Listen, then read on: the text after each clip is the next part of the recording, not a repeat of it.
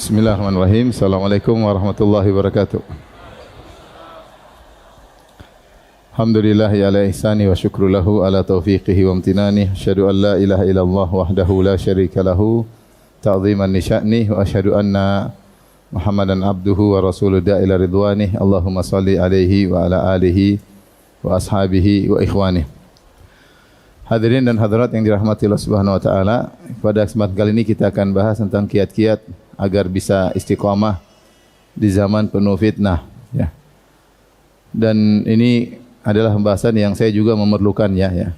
Karena tidak ada cita-cita seorang seperti bisa bertahan di atas sunnah sementara gelombang syahwat, gelombang syubhat begitu besar di zaman sekarang ini. Oleh karena siapa yang bisa istiqamah, maka dia telah dimuliakan oleh Allah Subhanahu wa taala.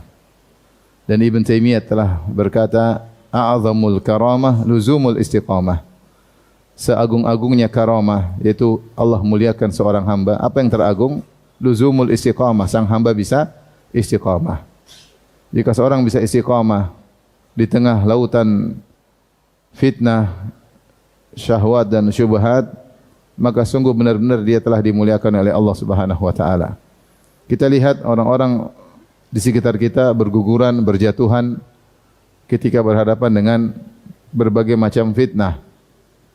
Bahkan yang sudah lama ngaji akhirnya juga jatuh dan berguguran.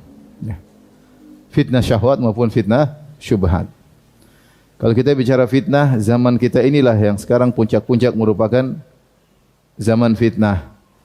Terlebih lagi dengan adanya medsos, ya.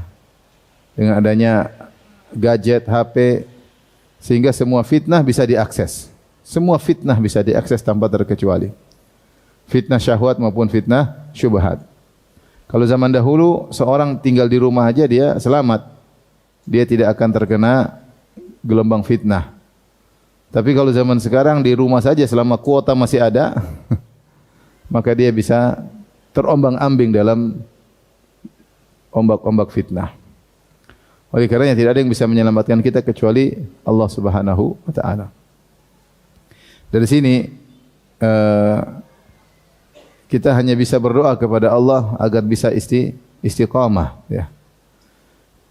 Kalau kita dengar cerita-cerita, ya, saya tidak bicara tentang orang awam, saya bicara tentang orang dalam mengaji. Ya, orang yang saya kenal maupun saya tidak kenal terjatuh dalam berbagai macam fitnah. Yang tadinya begini kemudian berubah, tadinya begini kemudian apa? Berubah, ya. Waliyadzubillah. Oleh karenanya pada kesempatan kali ini kita akan sama-sama belajar, ya. Saya juga belajar untuk bisa istiqamah. Apa saja kiat-kiat yang bisa kita lakukan agar kita bisa istiqamah. Sebelumnya kita harus paham bahwasanya musuh yang kita hadapi adalah iblis dan anak buahnya, yang mereka tidak pernah letih, tidak pernah putus asa untuk menggoda manusia. Dan tidaklah mereka melakukan kegiatan apapun kecuali untuk menyesatkan manusia. Kalau kita manusia, kegiatannya banyak, ya. Kegiatannya banyak. Mau makan, mau tidur, mau jalan-jalan, mau ibadah, banyak kegiatan. Tapi kalau iblis, dia tidak punya kegiatan kecuali untuk menyesatkan apa? Manusia. Dan dia sudah hidup sejak zaman Nabi Adam, bahkan sebelum Nabi Adam diciptakan dia sudah hidup. Sehingga pengalaman dia untuk menggoda manusia sudah sangat banyak. Dia adalah penyesat berpengalaman. Sertifikatnya sudah banyak.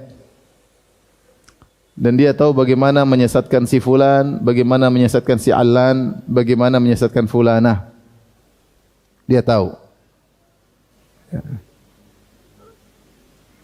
Sehingga dia tahu titik-titik lemah kita.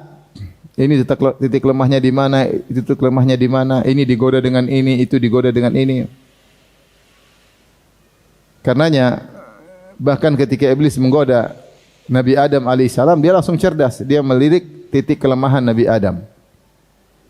Ketika Allah Subhanahu wa taala menyebutkan kepada Nabi Adam tentang nikmat surga, Allah mengatakan dalam surah Taha, innalaka alla tajua fiha la ta'rau annaka la tathmahu fiha wa la tadha.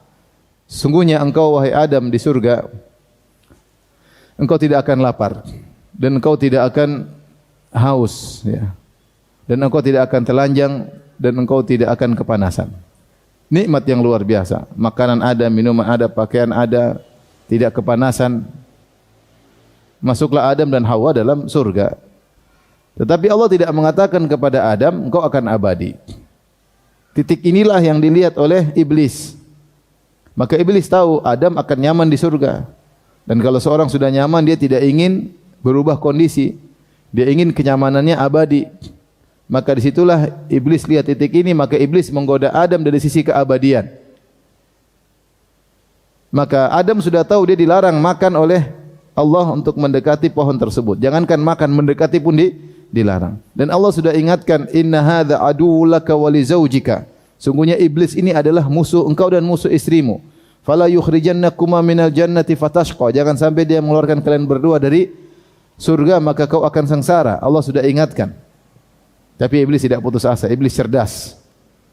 Dia tahu titik kelemahan Adam. Itu tentu Adam kalau sudah nyaman pasti ingin apa? Bertahan kenyamanannya. Maka dia kemudian berbohong dengan menamakan pohon tersebut pohon keabadian. Maka dia berkata, hal adulluka ya Adam, hal adulluka ala syajaratil khuldi wa mulkin la yabla. Wahai Adam, maukah aku tunjukkan kepada engkau satu pohon keabadian. Itu kalau kau makan kau akan abadi. Dan kekuasaanmu akan terus selama-lamanya, tidak akan sirna. Tidak akan sirna selama-lamanya. Itulah yang diinginkan oleh Adam, pingin kenyamanannya abadi. Poin inilah yang dijadikan bahan oleh iblis untuk menggoda Adam. Maka dia datang dalam kondisi seakan-akan memberi nasihat. Kata Allah dalam surat Al-A'raf, wa qasamahuma inni lakuma laminan nasihin. Iblis bersumpah, sungguh-sungguh aku ini benar-benar adalah pemberi nasihat untuk engkau dan istrimu. Aku ingin kebaikan bagi kalian berdua. Seakan-akan dia berkata, Allah sudah berkata, Allah sudah menyampaikan kepada kalian, kalian akan nyaman, kalian akan tenteram. Nah, kalau mau abadi, caranya dengan makan buah ini. Jangan makan buah ini. Sehingga dia menamakan buah tersebut dengan nama palsu. Dengan nama palsu sehingga menjadikan legal bagi Adam untuk memakan buah tersebut. Apalagi dia bersumpah, menasihati. Dan Adam alaihissalam belum pernah bermaksiat sebelumnya. Dan baru pertama digoda setan. Yang goda sekalian iblis. Ini pengalaman pertama. Maka sebagian ulama mengatakan, kalau tidak salah Ibnu Qayyim dalam Sa'iqul Mursalah, maka Adam pun husnudzon kepada Allah. Allah Maha Pengampun. Tidak mengapa saya makan, yang penting abadi. Dan itulah yang terkadang terbetik oleh anak keturunannya. Enggak apa-apa sekali ini melanggar. Allah Maha Pengampun lagi Maha Penyayang. Akhirnya Adam makan malah tidak abadi. Malah akhirnya diturunkan ke bumi dan kemudian meninggal sebagaimana manusia yang lain, anak keturunannya meninggal. Yang ingin saya sampaikan bahwasanya iblis tahu titik kelemahan Adam, ya. Makanya Allah mengatakan, ya bani Adam, la yahtinannakum asyaitanu kama akhraja abawaykum minal jannah. Wahai anak Adam, janganlah kalian difitnah oleh syaitan, karena syaitan telah berhasil mengeluarkan kedua nenek moyang kalian dari surga. Hati-hati permusuhan antara syaitan dengan manusia di keturunan Adam terus menerus, dan ingat syaitan tidak punya kerjaan lain kecuali untuk menggoda kita. Tidak punya kerjaan lain kecuali untuk menyesatkan kita. Tidak punya kerjaan lain kecuali untuk mengajak kita untuk tinggal bersama dia di neraka jahanam. Maka jangan merasa enteng musuh yang dihadapi ini. Ini musuh tidak sembarangan. Pengalamannya luar biasa. Dan dia telah bersumpah di hadapan Allah, la uzayyinanna lahum fil ardi wa la ughwiyannahum ajma'in illa ibadaka minhumul mukhlasin.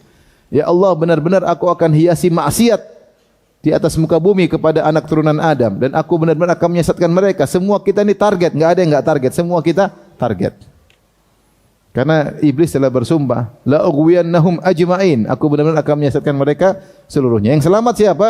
Illa ibadaka minhumul mukhlasin. Yang ikhlas yang selamat, yang enggak ikhlas pasti terjatuh. Ini musuh kita iblis. Kemudian iblis dan syaitan benar-benar menempuh seluruh jalur. Sampai dalam hadis kata Rasulullah SAW, Inna syaitana qa'ada li bini Adam bi atruqih. Syaitan itu duduk di seluruh jalan-jalan yang ditempuh oleh anak Adam. Semua yang ditempuhnya ada syaitan nunggu di situ. Dan ini sudah iblis sampaikan dalam surat Al-A'raf. Thumma la'atiyannahum min baini aydihim wa min khalfihim wa an aymanihim wa an syama'ilihim wa la tajidu aktsarahum syakirin. Ya Allah, sungguh benar-benar aku akan mendatangi anak-anak Adam dari depan mereka, dari belakang mereka, dari kanan mereka, dari kiri mereka, dan kau akan dapati ya Allah kebanyakan mereka tidak bersyukur, kebanyakan mereka tergoda, kebanyakan mereka masuk neraka jahanam. Iblis sudah bersumpah dan dia menjalankan apa? Sumpahnya. Maka banyak jalan yang dia lakukan. Dia akan menghiasi maksiat. Dia akan datang kalau tidak berhasil dari depan, dari belakang tidak berhasil dari kanan, kalau tidak berhasil dari kiri, tegar, orangnya kekeh. Jinnya kekeh, setannya kekeh. Tegar, tidak pernah letih, tidak pernah lelah.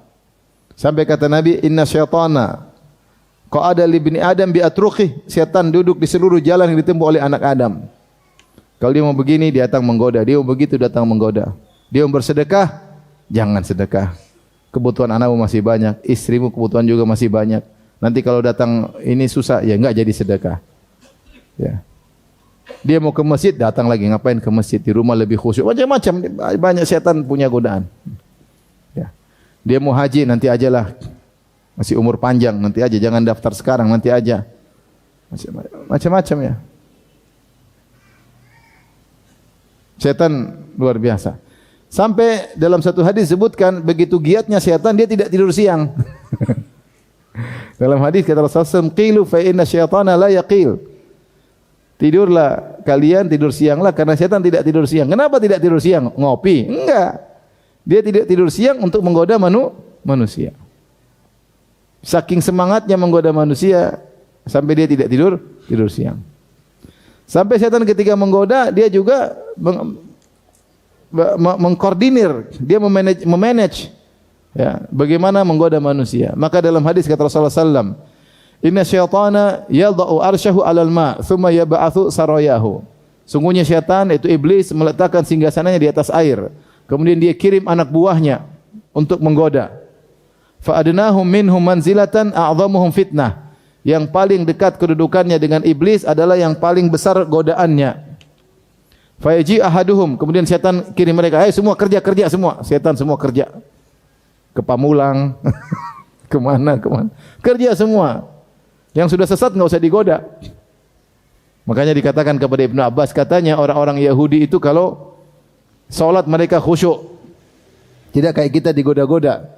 Kata Ibnu Abbas, "Kaifa ya'ti syaitan ala qalbin kharib?" Ngapain syaitan goda orang yang hatinya sudah hancur? Udah biarin aja. Justru orang-orang beriman yang digoda oleh syaitan. Ya. Sampai ada seorang mengatakan, "Ya Rasulullah, saya dapat di dalam hatiku ada begini-begini." Kata Nabi, "Dzaka sarihul iman." Itu tanda kau beriman. Buktinya kau digoda oleh apa? Syaitan. Maka syaitan mengirim anak buahnya. Fa yaji ahadum, setelah syaitan kirim semua laporan. Blis. Gua udah gini lih. Nah, kata syaitan, enggak. Belum. Kau belum apa-apa. Satu lagi lapor, saya begini-begini. Belum, kata syaitan. Jadi syaitan semangati mereka. Bahkan siapa yang bisa berhasil, syaitan kasih mahkota kepada anak buahnya. Sampai ada yang mengatakan, La azalu bihi hatta farraqtu bainahu wa baina imraatihi. Ya iblis, saya terus mendekati orang itu, terus saya dekati sampai saya berhasil membuat dia ceraikan istrinya. Kata iblis, nikma anta, ente setan top, bagus. Bisa membuat seorang cerai dari apa? Istrinya. Jadi jangan disangka kita santai-santai tidak ada yang menggoda. Setan luar biasa, membisik-bisikan, membuat angan-angan, ya. Menghayalkan kepada kita kalau maksiat itu begini, kalau ketaatan itu begini, menakut-nakuti orang kalau untuk melakukan ketaatan. Kemudian musuh kita ini tidak kelihatan. Innahu yarakum huwa wa qabiluhu min haitsu la tarawnahum. Sungguhnya syaitan dan keturunannya melihat kalian sementara kalian tidak bisa melihat mereka. Sungguh berat musuh yang tidak kelihatan. Kalau kita mengamati hal ini, seakan-akan kita enggak bakalan selamat. Enggak bakalan selamat. Tetapi Allah memberi kita jalan, yaitu dengan kembali kepada Allah. Maka Allah berkata, inna kaida syaitani kana dha'ifa. Sungguhnya tipu daya syaitan itu lemah bagi orang yang beriman dan bertakwa. Bagi orang yang beriman dan bertakwa. Ini masalahnya. Ketakwaan di zaman sekarang ini tidak mudah. Selama berinteraksi dengan medsos, maka susah untuk bertakwa. Betapa banyak orang-orang yang tadinya ngaji lama berguguran. Teman saya datang, Ustaz, istri saya suka nonton Korea. Allahu Akbar. Tidak kita duga ada wanita seperti nonton Korea. Apalagi kalau ada wanita bercadar nonton film Korea. Zaman sekarang terjadi.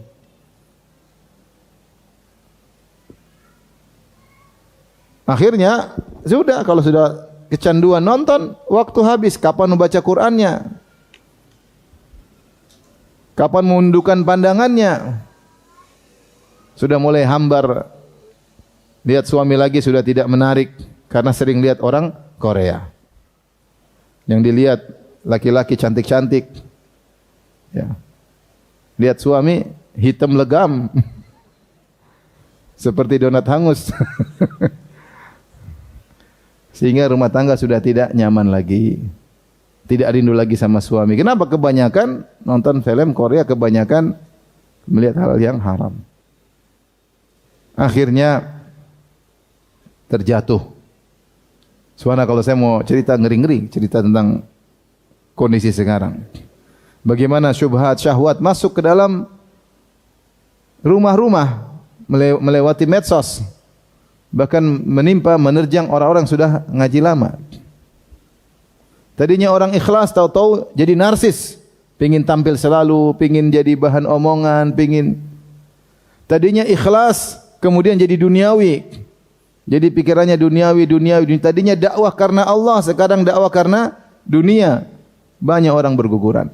Fitnah luar biasa. Tadi omongannya bagus tentang ini, sekarang omongannya duniawi. Tas branded lah, ini branded lah, bangga-banggaan lah dengan macam-macam. Omongannya duniawi.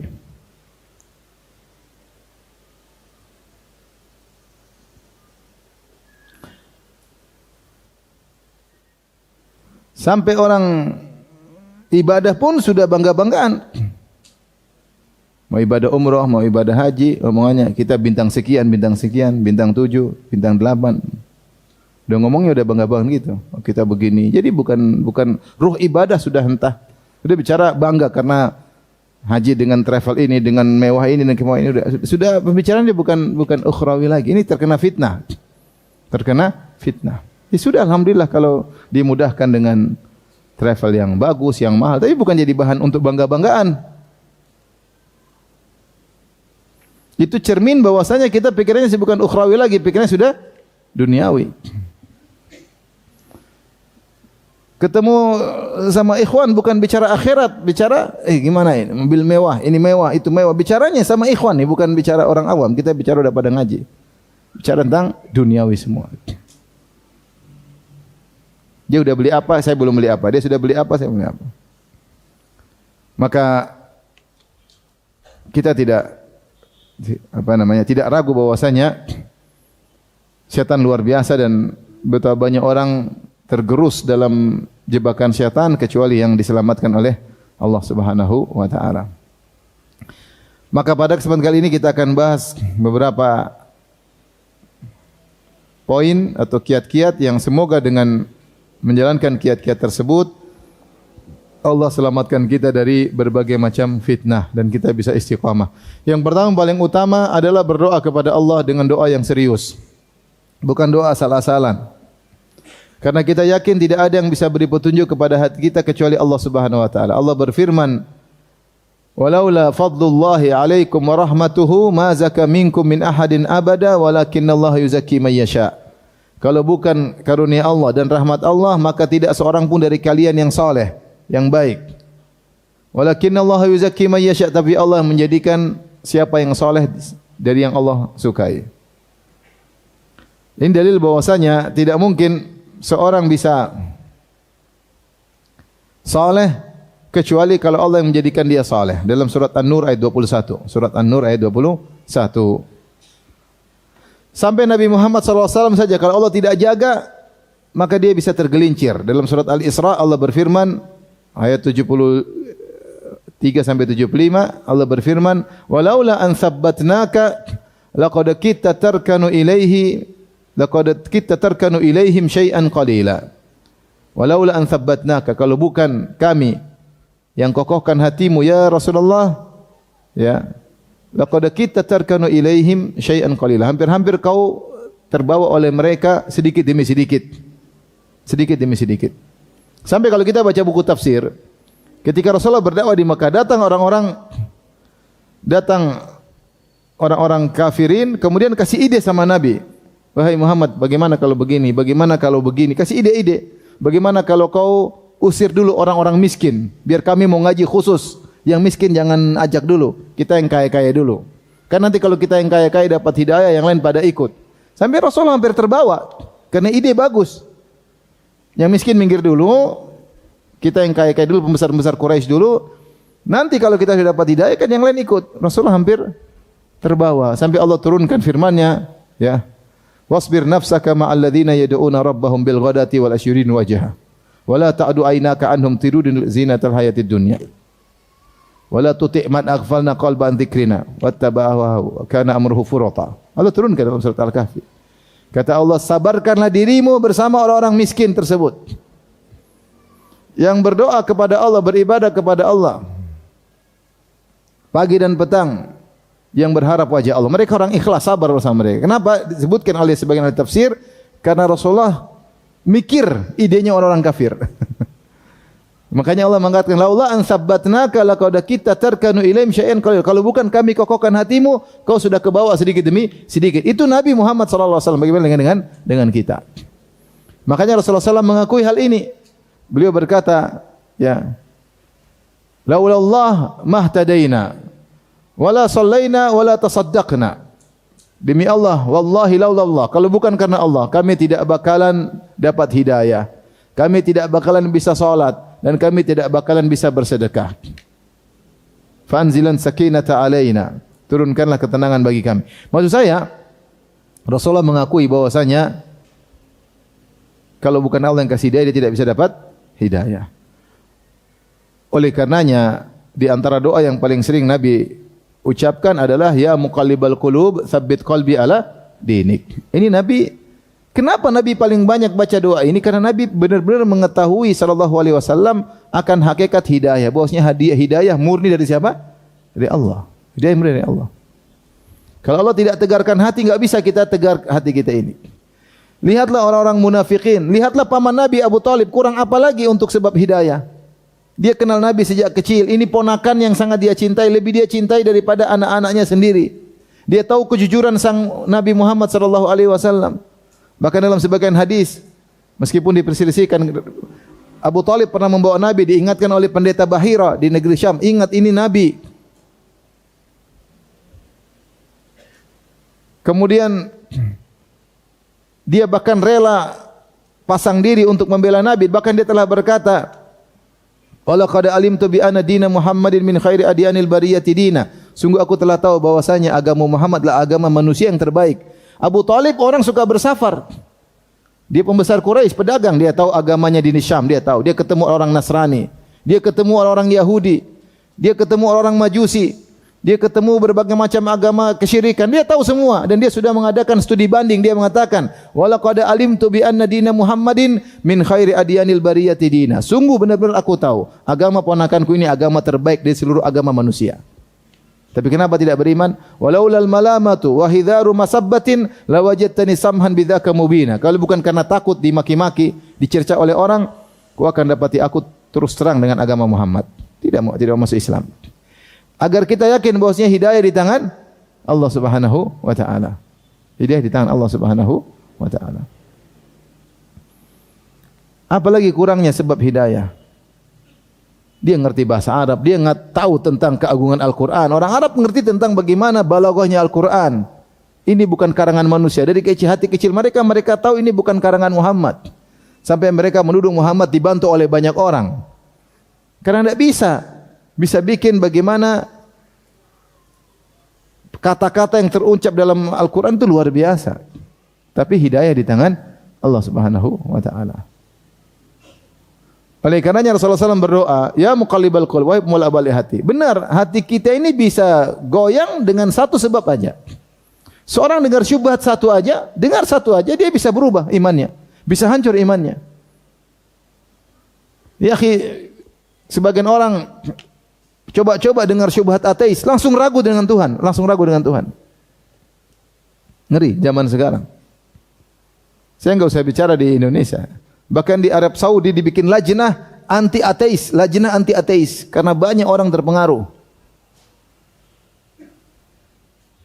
Ada anak muda yang terpengaruh, maka dibuat lajnah untuk mengembalikan fitrah mereka, fitrah yang begitu kuat. Bahwasanya Tuhan itu ada bisa hancur gara-gara syubhat yang terlalu kuat. Sudah banyak orang rusak ya gara-gara ngelihat syubhat. Jangankan antum menuntut ilmu, banyak yang terjatuh. Tadinya tidak suka bid'ah jadi suka ikut melakukan apa? Bid'ah. Maka bahkan membela ahlul bid'ah. Bahkan mulai ragu dengan dakwah tauhid. Ada orang berubah. Tadinya bikin kajian tentang kitab Ahlus Sunnah, berubah jadi kitab Ahlul Bid'ah, dia ngajarin. Berubah. Syubhat begitu kuat. Ngeri. Belum syahwat. Waduh, ngeri luar biasa. Kasihan anak-anak muda yang hafiz Quran, tahu-tahu dicekokin dengan nonton film yang tidak, rusak semua yang dia pelajari selama ini. Kasihan. Ngeri. Kemudian apa yang dia tonton tersebut mengakar dalam hatinya, sehingga menyertai kehidupannya. Bahkan nanti kalau sudah berkeluarga tetap mengakar dalam hatinya. Tontonan yang susah hilang filenya. Mengerikan. Jadi mau saya, dengan salah pandang, salah melihat, salah mendengar, kita bisa goyang, bisa rusak. Ya.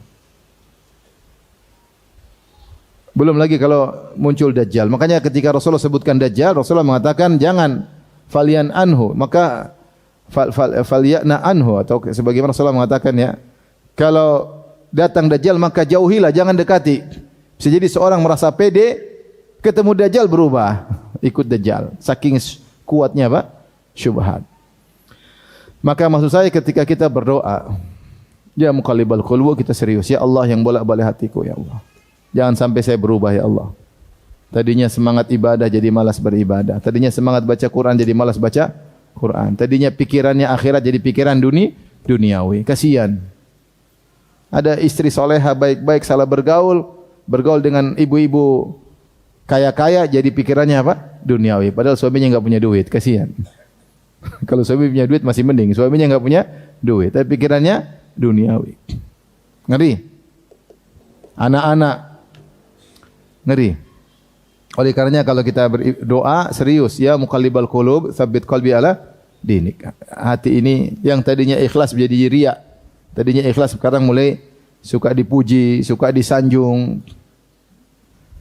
Jadi narsis, ingin semua kegiatan yang dilakukan diketahui oleh orang lain, berubah hatinya. Banyak orang berguguran. Oleh karenanya di antara cara agar istiqamah sering berdoa. Di antaranya ya muqallibal qulub tsabbit qalbi ala dinik. Di antaranya ketika sampai pada Al-Fatihah sampai ihdinas siratal mustaqim, kita lebih seriuskan hati. Kita ini sering baca Al-Fatihah, tapi kita karena saking hafalnya kita baca seperti hanya formalitas, kita tidak menghayati makna-maknanya. Sesungguhnya Al-Fatihah itu adalah doa yang terbaik sampai pada ihdinas siratal mustaqim. Ya Allah, berikan aku petunjuk kepada jalan yang lurus. Dan semua ini dibuka sampai Ibnu Qayyim menyebutkan begitu agungnya doa ini sampai Allah ngajarin gimana cara kita berdoa. Maka di awal Al-Fatihah kita muji-muji Allah. Alhamdulillahi Rabbil Alamin. Kita muji Allah. Ar-Rahmanir Rahim. Yang Maha Pengasih lagi Maha Penyayang. Alhamdulillah segala puji bagi Allah penguasa alam semesta. Ar-Rahmanir Rahim. Malik Yaumiddin.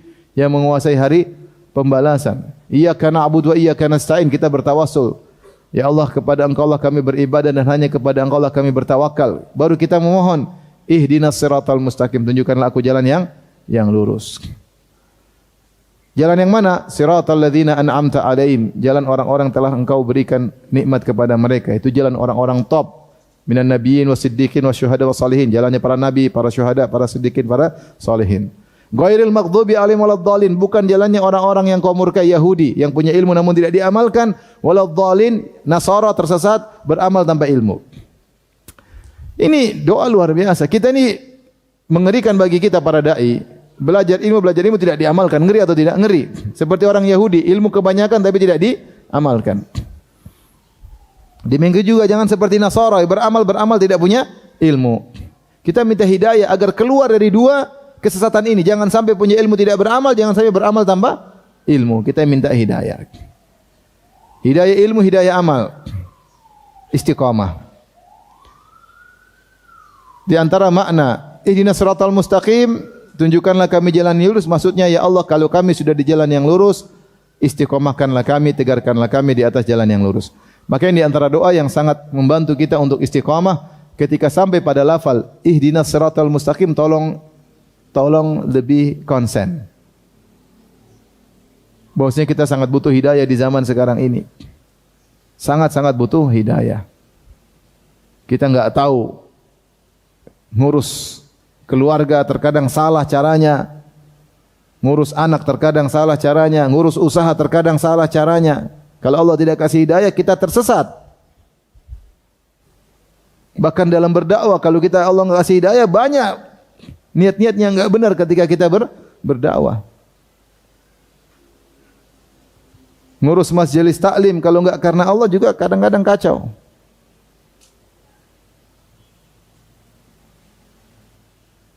Dan ini kenyataan, sekarang betapa banyak ya. Fitnah-fitnah luar biasa ya, fitnah luar biasa.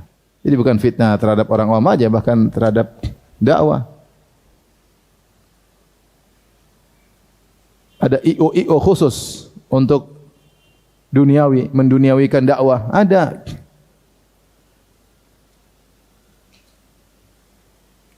Fitnah. Yang merusak marwah dakwah. Oleh karenanya sering berdoa, di antaranya tadi ya muqallibal qulub, kemudian di antaranya doa juga adalah ihdinas siratal mustaqim. Kemudian di antaranya doa zikir pagi petang, jangan lupa. Karena di antara doa-doa zikir pagi petang ada doa-doa agar Allah menjaga kita. Ya.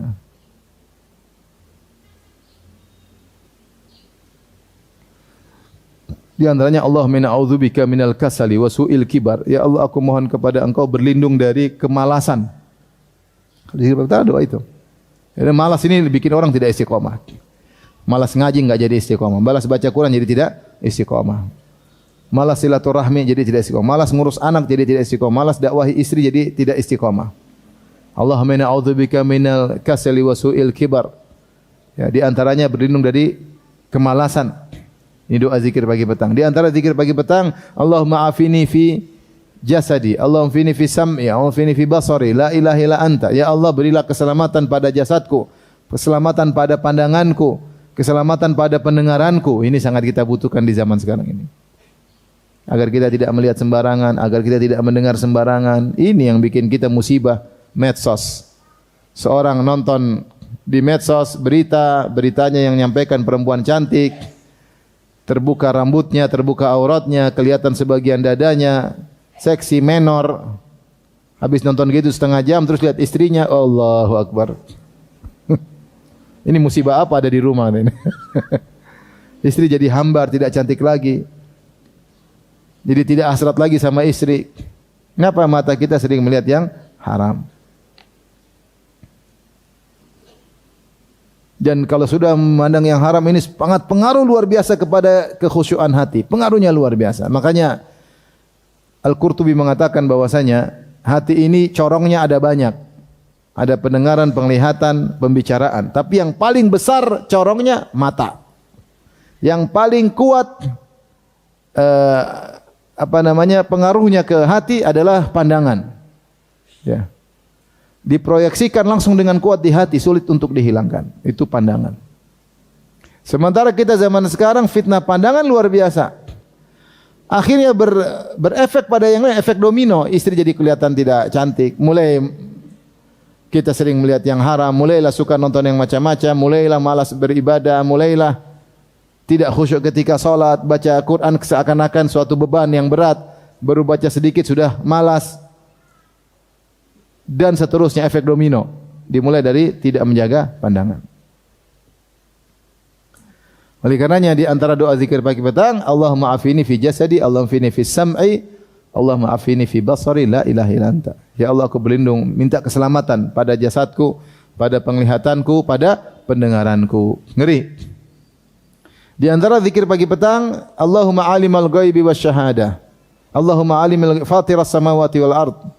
Alimul ghaibi wasyahada. Rabb kulli syai'in wa malikah.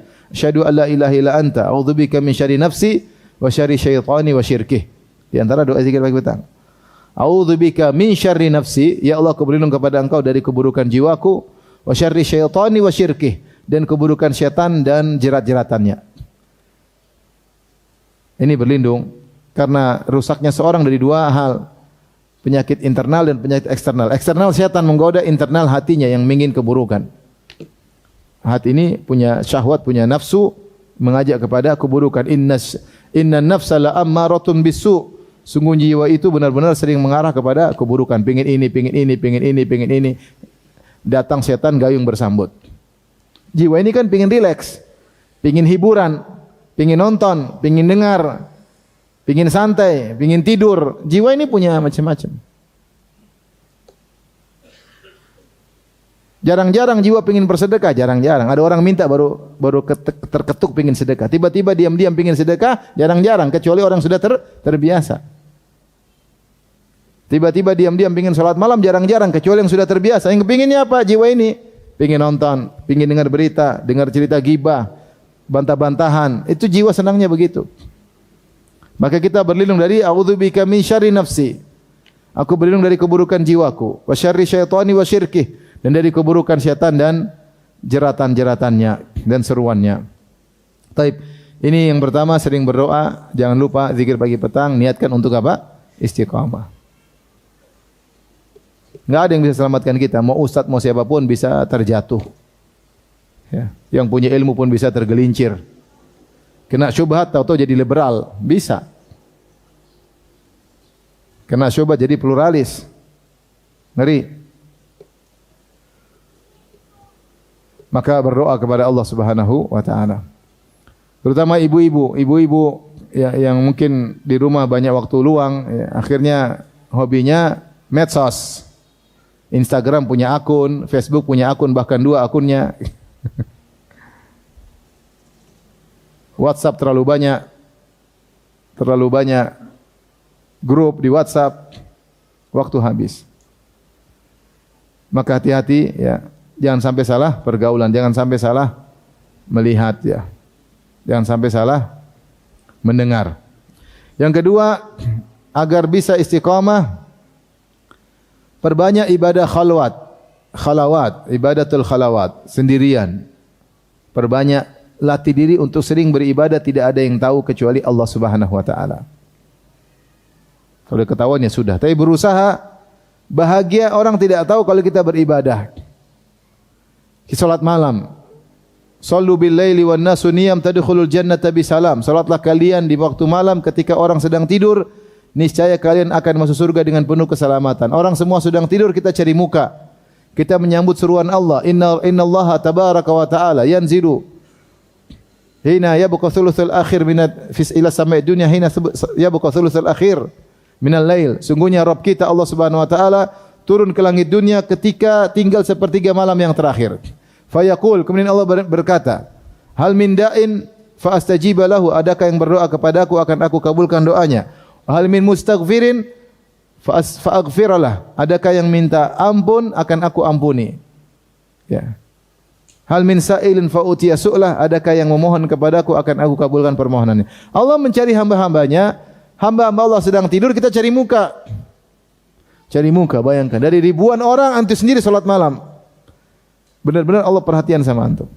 Antum minta kepada Allah Subhanahu wa taala. Merasakan kenyamanan sampai antum mungkin salat malam berat, lama-lama jadi nyaman. Bagaimana caranya? Kalau tidak salat malam kayaknya ada yang hilang. Munculkan perasaan ini. Kalau sudah dapat perasaan ini, antum bersyukur sama Allah. Ya Allah, bagaimana Engkau menjadikan aku rindu untuk salat malam. Insya Allah kalau kita sering salat malam, Allah jaga kita. Karena orang yang sering ibadah khalawat sendirian menunjukkan keikhlasannya. Beda orang munafik. Orang munafik semangat kalau banyak orang. Wa idza qamu ila salati qamu kusala yura'una an-nas wa la yadhkurunallaha illa qalila. Orang munafik kalau mau salat malas-malasan. Dia nyari kepada manusia. Makanya salat yang paling berat bagi mereka athqalus salawat 'alal munafiqin salatul isya wa salatul fajar. Yang paling berat salat malam sama salat subuh. Kenapa? Masih gelap. Ngapain ke masjid? Tapi kalau salat zuhur semangat karena banyak orang lihat. Salat asar semangat banyak orang lihat. Salat maghrib masih mau menjelang masih banyak orang lihat, maka semangat. Tapi salat isya enggak ada yang lihat, berat. Pingin karena tidak ada yang like. Enggak ada yang like. Tapi kalau zuhur, asar, maghrib yang like banyak. Maka kita menyelisih orang munafik. Buktikan kepada Allah bahwasanya tanpa ada penglihatan manusia pun saya beribadah kepada Engkau ya Allah. Saya buktikan kepada Engkau ya Allah bahwasanya saya berusaha untuk ikhlas. Meskipun Kau yang mengatur hatiku. Berusaha. Maka latih diri untuk ibadatul khalawat. Baca Quran dalam kesendirian. Lagi di mana-mana baca Quran. Orang tidak kenal kita baca Quran. Lagi di pesawat baca Quran. Ya. Lagi dimanapun berusaha baca Quran. Berzikir kepada Allah. Ibadah khalawat. Kalau ada waktunya iktikaf misalnya tahunan, ikuti iktikaf untuk mencari keridhaan Allah ya. Intinya ini ibadah penting. Maka seorang melatih diri untuk menyembunyikan amal solehnya. Bagaimana agar orang lain tidak tahu.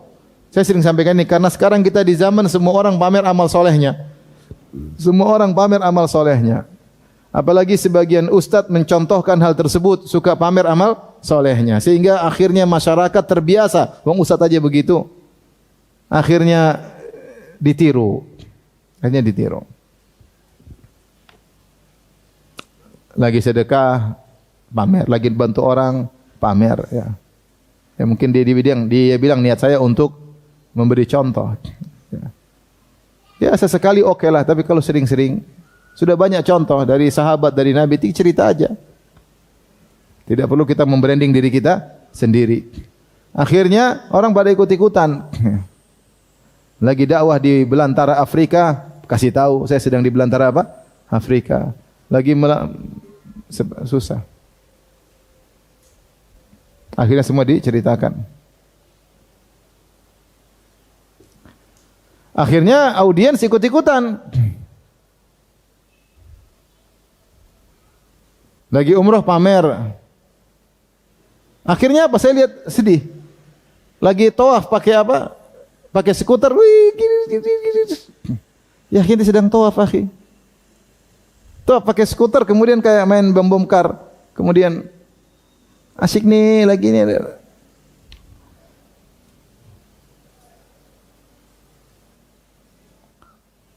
Akhirnya ibadah pun bangga. Saya lagi ibadah sama ustadz ini. Jadi ria. Pamer.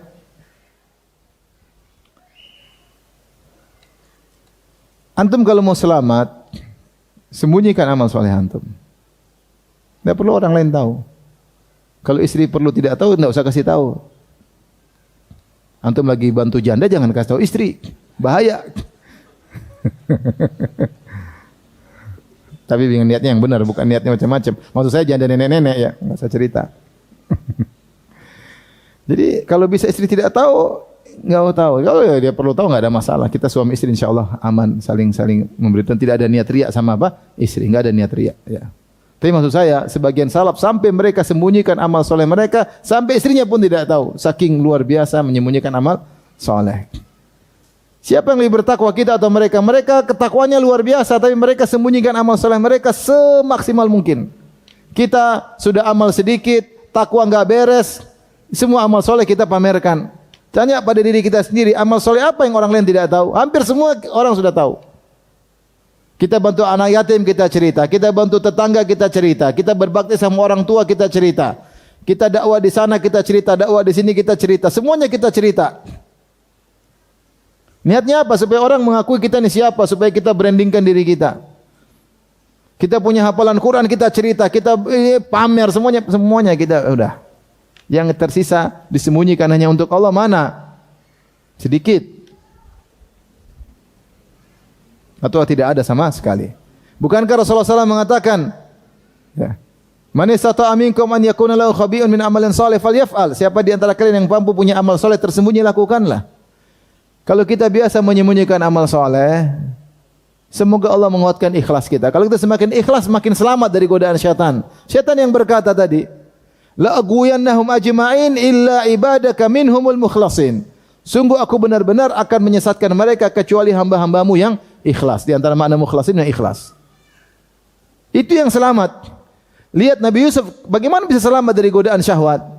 Walaqad hammat bih wa hamma biha laula an ra'a burhana rabbih kadzalika linasrifa anhu su'a wal fahsya innahu min ibadinal mukhlasin. Dalam qiraah min ibadinal mukhlisin. Ketika Zulaikha dalam kamar, kunci semua pintu sudah ditutup, Zulaikha sudah berkhias, dia sangat cantik jelita. Walaqad hammat bih, Zulaikha sudah sangat nafsu sama Yusuf. Wa hamma biha, dan Yusuf juga tergerak syahwatnya. Laula an ra'a burhana rabbi, kalau bukan Allah kasih petunjuk kepada Nabi Yusuf alaihissalam, maka dia pun kabur. Kata Allah, kadzalika linasrifa anhu su'a wal fahsya. Demikianlah kami selamatkan Yusuf dari perbuatan keji dan perbuatan buruk. Kenapa? Innahu min ibadinal mukhlasin. Dia adalah hamba kami yang ikhlas. Maka latih diri untuk sembunyikan ibadah agar kita istiqamah. Ini masalah kecanduan. Ada orang kecanduan pamer ibadah. Harus setiap hari kasih tahu orang, saya sedang begini, sehingga rubah statusnya lah, bikin konten lah, sibuk bikin konten. Kebiasaan dia, kecanduan. Ada orang kecanduan menyembunyikan ibadahnya. Setiap dia lakukan, alhamdulillah nggak ada yang tahu sebenarnya. Kecanduan. Pilih kecanduan mana? Sama-sama kecanduan. Satu kecanduan pamer ibadah, satu kecanduan menyembunyikan apa? Ibadah.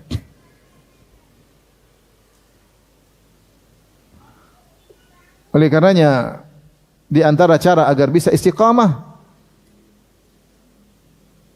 adalah dengan menyembunyikan amal saleh, dengan ikhlas. Kita ini sudah amal sedikit, pamer lagi. Sedekah baru 1 juta sudah dibilang sana sini. Yang sedekahnya puluhan miliar diam-diam aja. Saya pernah ngajak kawan, dia bangun masjid. Total biaya kira-kira 10 miliaran lah, kurang lebih. Dia cuma mau lihat. Tahu-tahu diumumkan namanya. Terima kasih kepada Bapak Fulan. Wow, dia langsung marah, muka merah dia. Kenapa sebut nama saya, dia marah. Bukan berdiri, ya doain ya. Doain. Semoga berkah. Enggak. Dia marah. Benar-benar marah. Bukan marah dibuat-buat, langsung mukanya langsung marah. Langsung marah. Karena terbiasa ikhlas, ketika ketahuan dia enggak suka. Ini semua mau dipamerkan.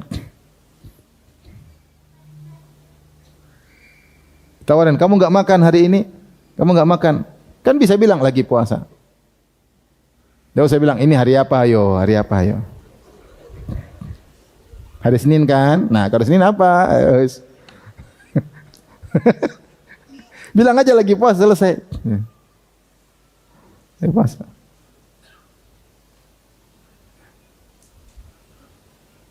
Kamu setiap Kamis puasa, mau tahu aja kamu. Tahu aja. Sebagian anak subhanallah. Kamu hafal Quran? Adalah sedikit. Berapa? Adalah, saya enggak mau riya, padahal cuma 1 juz. Justru dia bilang tidak mau riya itu supaya disangka hafalannya banyak. Jadi, aduh, ini repot, ini fitnah zaman sekarang. Ini bikin orang akhirnya bertumbangan, jatuh. Karena kita tidak ditolong oleh Allah, karena kita selama ini selalu mencari perhatian manusia. Mudah digoda oleh syaitan. Tapi di antaranya agar kita istiqamah, adalah jangan membuka celah sedikit pun. Jangan buka celah sedikit pun. Semua circle, semua saluran yang bisa membuat mengarah kepada maksiat kita jauhi. Kita jauhi. Kalau tahu di sana teman-teman buruk, jangan dekat-dekat. Kalau tahu ini areal berbahaya, jangan ke situ. Jangan sok alim. Rasulullah menyebutkan tentang pintu-pintu maksiat. Pintu-pintu maksiat Rasulullah gambarkan seperti pintu yang terbuka dan cuma ada sitar yang menutup pintu tersebut.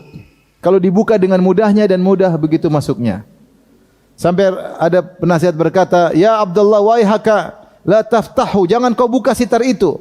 Innaka in taftahu talijhu. Kalau kau buka kau pasti masuk. Saya bisa bayangkan ini hadis Nabi. Hadis Nabi Rasulullah ucapkan 1000 tahun yang lalu cocok dengan zaman sekarang. Sekarang tinggal klik, kalau udah klik selesai. Banyak berseliweran di depan kita di medsos kita atau di HP kita. Jangan diklik-klik. Kita kasih celah. Bagaimana Nabi Yusuf alaihissalam bisa selamat dari godaan Zulekha? Zulekha berkata di hadapan teman-temannya, dia berkata, ya, walaqad rawatuhu an nafsihi fasta'sam. Aku telah merayunya, namun dia bersikeras, kekeh, tidak mau nengok sedikit pun. Tidak kasih celah sedikit pun. Kalau mau selamat begitu caranya, jangan kasih celah sedikit pun. Kapan kita kasih celah, kita ke bawah. Lihatlah ketika Jurej, Rasulullah cerita Jurej, ahli ibadah, sampai orang-orang hasad sama dia. Sampai datanglah seorang wanita pelacur tercantik. Dia bilang, itu urusan saya Jurej, saya akan menggoda dia. Urusan saya. Naiklah dia ke kuil Jurej, dia panggil Jurej, Jurej. Mungkin kalau zaman sekarang abang, waduh, mas, akhi. Jurej tidak nengok sama sekali, sehingga perempuan itu putus asa. Karena kalau nengok pasti tertarik ya, akhi. Laki-laki normal lihat cewek cantik tergoda enggak? Kalau enggak tergoda enggak normal. Dia baru tertarik lihat laki-laki ganteng. Ada apa-apa ini? Kalau normal pasti tertarik. Tapi Jurej tidak kasih celah sehingga dia selamat. Masalah zaman sekarang kita kasih celah. Jangan kasih celah. Fitnah apapun yang celah. Syubhat jangan coba klik syubhat, jangan. Betapa banyak orang sama saya, Ustaz saya kemarin dengar kayak gini, gimana bantahannya? Ente sudah bikin pusing datang sini. Alhamdulillah kalau saya bisa jawab. Kalau saya nggak bisa jawab, syubhat itu masuk di kepalamu. Karena kau cari masalah, Allah sudah kasih hidayah, kemudian kau mau buang hidayah tersebut dengan coba-coba mendengar. Para salaf dahulu tidak mau mendengar, mereka sudah nyaman dengan akidah mereka, akidah bersanad Al-Quran dan Sunnah para sahabat, enggak ada mendengar lain. Sampai ada ahlul bidah mau bicara, dengar dulu, enggak. Saya hanya bicara sebentar, wala nisful kalimah, setengah kata pun saya enggak mau dengar. Enggak mau. Ini sebagian orang mau ngecek, nonton ini, dengar ini, pengen tahu, akhirnya kena syubhat. Sudah kena syubhat, Ustaz, ini bagaimana? Sama syubhat demikian, syahwat pun demikian. Syahwat kalau diklik selesai. Dan manusia kalau masih di awal dia masih bisa mengontrol dirinya. Makanya Rasulullah mengatakan, lakal ula wa laysat laka tsaniyah. Bagimu pandangan pertama, kalau enggak sengaja segera balikkan pandangan. Lihat lagi udah enggak bisa, enggak boleh, haram. Maksudnya kalau kita enggak sengaja, bukan di depan mall gini terus. Lewat pandangan pertama. Enggak. Maksudnya kalau kau sudah dengan pandangan tiba-tiba enggak sengaja lihat, astagfirullah. Ya, itu halal, kau tidak berdosa. Tapi jangan diulang. Diulang haram. Bukan pandangan pertama sebelum berkedip, penting pandangan pertama. Kalau dia kedip pandangan kedua. Karena kalau pandangan pertama masih bisa ngontrol, tapi kalau diulang-ulang enggak bisa lagi dikontrol. Kullul hawadithi mabda'uhu minan nazar wa mu'dhamun nar min mustasgharis syarar. Seluruh malapetaka dimulai dari pandangan dan api yang besar dimulai dari percikan-percikan api. Mulai dari pandangan. Seorang kalau sudah melihat dan syahwatnya sudah bergejolak, sudah dia enggak bisa kontrol lagi dirinya. Beda kalau pandangan pertama. Maka kalau ada cewek misalnya kirim ke HP antum gambar dia lagi cantik, antum klik sudah terlanjur, segera delete. Jangan lihat-lihat lagi, jangan. Apalagi di save.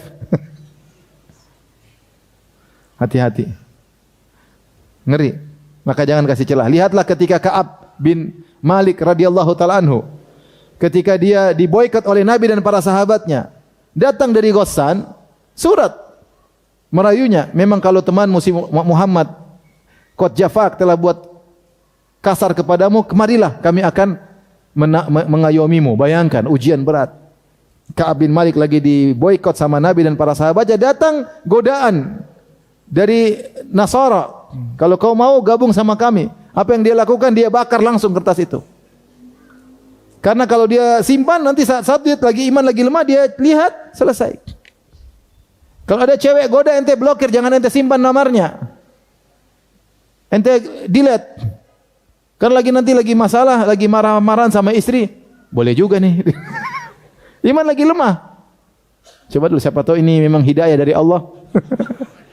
Telepon, selesai. Kenapa ente kasih celah? Kita mungkin masalah kita ini kita kasih apa? Celah. Kalau mau selamat jangan kasih celah. Fasta'sam. Yusuf alaihissalam. Apa kurang cantiknya Zulekha? Apa kurang baiknya Zulekha? Cantik, baik, kaya, apa lagi kurangnya? Kita mana ada cewek cantik kaya godain kita? Enggak ada. Yang ada miskin. Jelek. Tapi kenapa dia selamat? Di antara sebabnya fasta'sam, dia tidak kasih apa? Celah. Celah. Maka berusaha ya. Saya mas fitnah wanita bukan main-main ya. Jangan kasih celah. Jangan kasih celah. Ya. Saya sering bilang, saya berusaha di HP saya tidak ada nomor telepon akhwat, enggak ada. Cuma satu yang ada. Itu karena dia minta lagi, saya kasih lagi. Nenek-nenek, enggak apa-apa. Nenek, panitia pengajian. Yang lain enggak ada. Mau apa-apa lewat istri. Ya. Kita enggak tahu fitnah bisa datang kapan saja. Kalau kita buka celah nanti, makanya saya sering gonta-ganti nomor. Itu usaha saya pun belum tentu selamat kalau Allah tidak apa? Selamatkan. Ya. Usaha dari hamba yang miskin ini ya. Karena tahu tentang bahayanya fitnah apa? Wanita. Ini jadi masalah kita kasih celah. Kita ngeklik, itu masalah yang kita ngeklik. Penasaran, begitu ngeklik, selesai, waktu habis. Nonton macam-macam lah, nonton film Korea lah, nonton film Hollywood lah.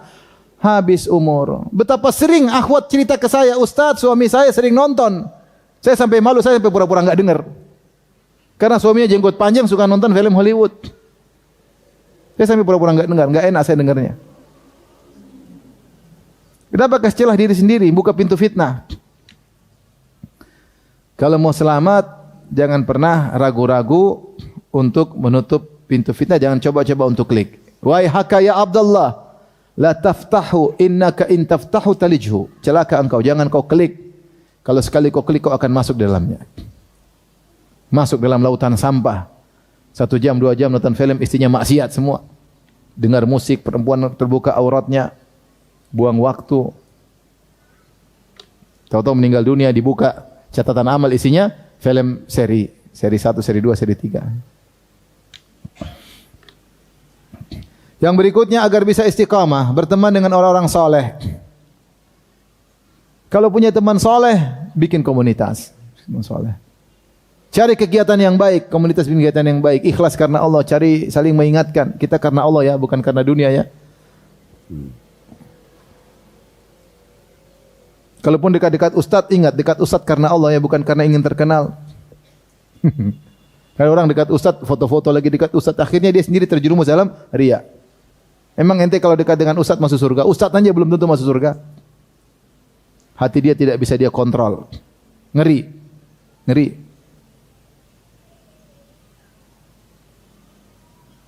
Oleh karenanya cari teman yang kita punya sama-sama proyek akhirat. Proyek ngurus anak yatim kayak, proyek pengajian kayak, proyek daurah kayak, tapi bukan proyek IO cari dunia.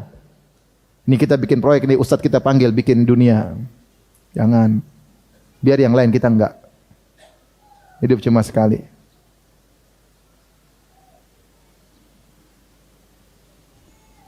Ingat perkataan para anbiya, ya qaumi la as'alukum alaihi mala. wahai kaumku, aku berdakwah tidak mencari harta dari kalian. In ajriya illa 'ala Allah. Ganjaranku dari Allah Subhanahu wa taala. Berkata orang saleh, wa jaa min aqsal madinati rajulun yas'a. Qala ya qaumi ittabi'ul mursalin, ittabi'u man la yas'alukum ajran wa hum muhtadun. Berkata orang saleh ini, wahai kaumku, ikutilah para rasul. Ikutilah para rasul yang mereka tidak minta upah dari kalian dan mereka dapat hidayah. Maka kalau ada orang ngajak-ngajak kita menjadikan urusan agama menjadi urusan duniawi, kita berusaha menghindar. Berusaha menghindar. Kita hidup cuma sebentar, kita ingin berteman orang-orang saleh yang menjadikan bahwasanya dakwah ini karena Allah Subhanahu wa taala.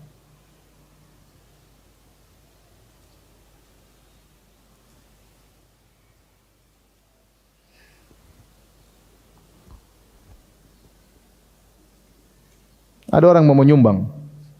Ustaz boleh pasang logo? Enggak. Saya bilang enggak. Ente nyumbang ikhlas karena Allah, enggak usah pasang logo ente. Ente pasang logo berarti tidak ikhlas. Mau sampai kapan begitu? Dakwah pasang logo, pasang logo, pasang logo. Sampai kapan begitu? Udahlah ikhlas karena Allah, ente bantu aja.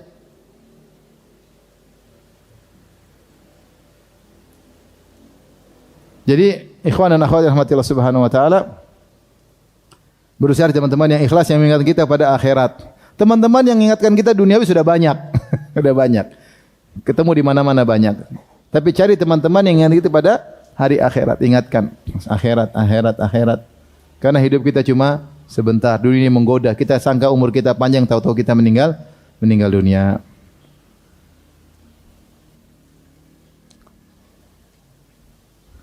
Semua teman yang buat kita semakin dekat dengan Allah, pegang erat-erat. Semua teman yang buat kita semakin lalai dari Allah, tinggalkan. Saya berteman dengan dia, evaluasi. Sudah lama saya teman dengan dia ini, satu minggu, 2 minggu, 1 bulan. Kira-kira saya semakin dekat dengan Allah tidak? Kalau semakin jauh, tinggalkan. Tinggalkan. Semua circle yang buat kita jauh dari Allah, tinggalkan. Saya kemarin baru ketemu kawan.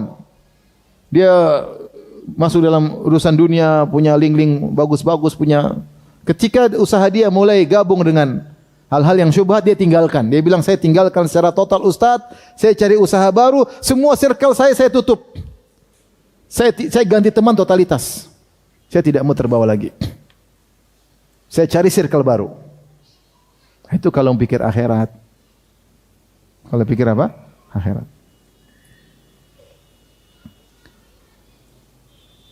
Jadi cari teman-teman yang buat kita dekat dengan Allah. Ibu-ibu kalau ada teman-teman ternyata ini teman sekarang bicara dunia terus. Sedikit-sedikit ngomong branded. Ini ada tas baru loh, ini ada sepatu baru loh, ini adalah HP baru loh, ini ada dompet baru loh. Jadi kita ibu terbawa akhirnya Instagram dilihat cuma barang-barang branded. Sampai terlalu berpikir macam-macam akhirnya dia punya duit beli KW. Supaya disangka barang branded. Sudah bohong, dosa, nipu orang, dikira asli ternyata apa? KW. Terus beli barang haram tidak boleh, barang KW enggak boleh dibeli. Terus dipakai lagi, terus hanya mencari hidup dalam angan-angan. Seakan kalau sudah punya barang branded jadi mulia, jadi hormat, dihormati manusia. Punya teman seperti ini tinggalkan. Cari teman yang ngajarin zuhud, bukan cari teman yang ngajar kemewahan. Cari teman yang ngajar apa? Zuhud. Bukannya saya larang, boleh kemewahan, tapi bukan itu yang dicari. Kalau punya duit silakan aja. Tapi jangan bicaranya duniawi, sekapan? Udah umur 40 tahun ke atas, ada yang 50 tahun ke atas, sudah kakek-kakek, nenek-nenek masih duniawi melulu. Kapan mau sadar? Maka cari teman yang bisa dekatkan diri kepada Allah, bukan yang menjauhkan dari Allah Subhanahu wa ta'ala. Tapi saya rasa sampai sini saja ya. Tentu masih banyak kiat-kiat, yang paling penting adalah berdoa kepada Allah Subhanahu wa ta'ala. Jaga diri ya. Dan kita mulai dari diri kita pribadi, keluarga, kita jaga keistiqomahan anak-anak. Kita jaga istiqomah semampu kita, semaksimal yang bisa kita lakukan sampai malaikat maut mendatangi kita ya. Semoga Allah menganugerahkan kita semua istiqamah di jalan Allah Subhanahu wa taala. Amin ya rabbal alamin. Demikian saja, subhanakallah bihamdik asyhadu an la ilaha illa anta astaghfiruka wa atubu ilaik. Assalamualaikum warahmatullahi wabarakatuh.